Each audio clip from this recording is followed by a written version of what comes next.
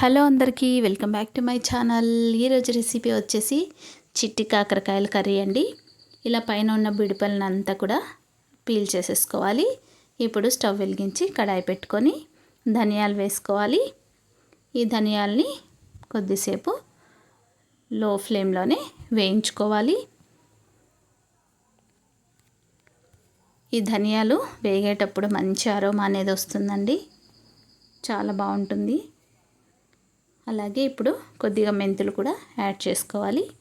ఇవి కూడా మరి కాసేపు వేయించుకోవాలి. అలాగే జీలకర్ర యాడ్ చేయాలి. వీటిని కూడా మరి కొద్దిసేపు వేయించుకోవాలి. ఈ ధనియాలు వేయడం వల్ల మనకు కర్రీ అనేది మంచి స్మెల్ వస్తుందండి. మీరు ధనియా పౌడర్ కూడా వాడుకోవచ్చు. ఇప్పుడు ఇందులోకి మనం తురిమిన ఎండు కొబ్బరిని కూడా వేసుకోవాలి. ఈ కొబ్బరి కూడా కొద్దిసేపు ఇలా వేయించుకోవాలి.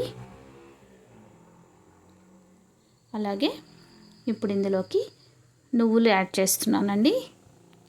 చాలా మంచిది నువ్వులు హెల్త్కి.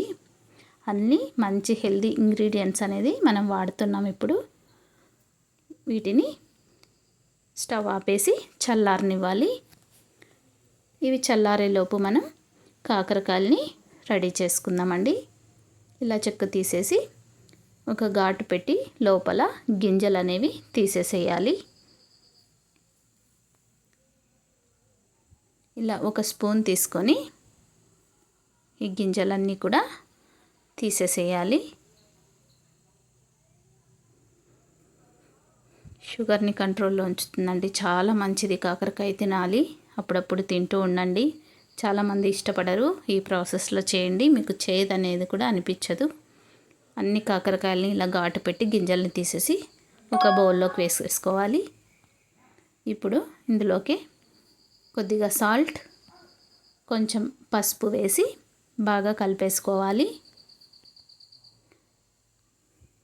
ఇలా కలిపేసి కొద్దిసేపు మూత పెట్టి వదిలేయాలి.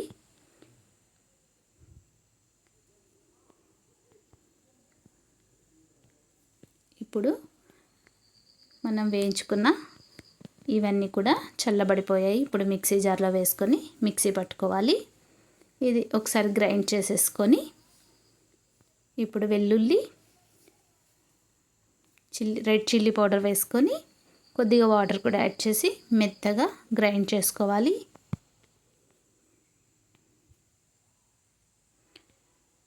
ఇలా ఉంటే సరిపోతుందండి. ఇప్పుడు ఈ కాకరకాయల్ని వాటర్ వేసి శుభ్రంగా కడుక్కోవాలి. చేదు అనేది వెళ్ళిపోతుంది. 2 సార్లు ఇలా శుభ్రంగా కడుక్కొని పెట్టుకోవాలి. ఇప్పుడు కుక్కర్ పెట్టి ఆయిల్ వేసి ఆవాలు, జీలకర్ర, ఉల్లిపాయ ముక్కలు వేసి ఇలా వేయించుకోవాలి. ఇప్పుడు ఇందులోకి పచ్చి కరివేపాకు కూడా వేసి వేయించుకోవాలి. ఇప్పుడు సన్నగా కట్ చేసి పెట్టుకున్న టమాటా ముక్కలు కూడా వేసుకొని బాగా వేయించుకోవాలి. ఈ ఆయిల్ అనేది పైకి తేలుతూ ఉన్నప్పుడు మనకు టమాటాలు అనేవి ఉడికినట్టు. ఇప్పుడు పసుపు కూడా యాడ్ చేసి మరి కాసేపు వేయించుకోవాలి.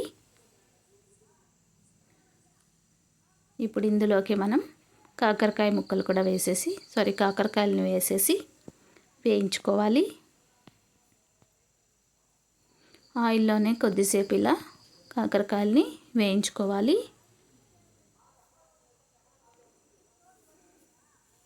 ఇప్పుడు మనం ముందుగా చింతపండు నానబెట్టి పెట్టుకున్న గుజ్జు తీసుకోవాలండి.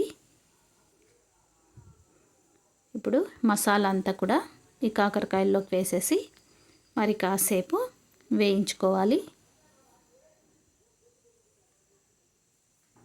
ఇప్పుడు చింతపండు గుజ్జుని ఇందులోకి వేసేసుకోవాలి. మీకు కొంచెం జ్యూసీగా కావాలి అనుకుంటే వాటర్ యాడ్ చేసుకోండి, లేకపోతే గట్టిగా ఉన్న బాగుంటుంది. ఇప్పుడు తగినంత ఉప్పు వేసి కొంచెం బెల్లం ముక్క వేసుకోవాలి. మనకు చేదు అనిపించకుండా ఉండడం కోసం బెల్లం వేసాను నేను. ఇప్పుడు ఇలా ఉంటే సరిపోతుంది గ్రేవీ. ఇప్పుడు మూత పెట్టేసి మీడియం ఫ్లేమ్లో 2 విజిల్స్ వస్తే పర్ఫెక్ట్గా ఉడికిపోతుంది. ఒక బౌల్లోకి సర్వ్ చేసుకుంటే మన కాకరకాయ కర్రీ అయితే రెడీ అయిపోయింది. Thank you for watching.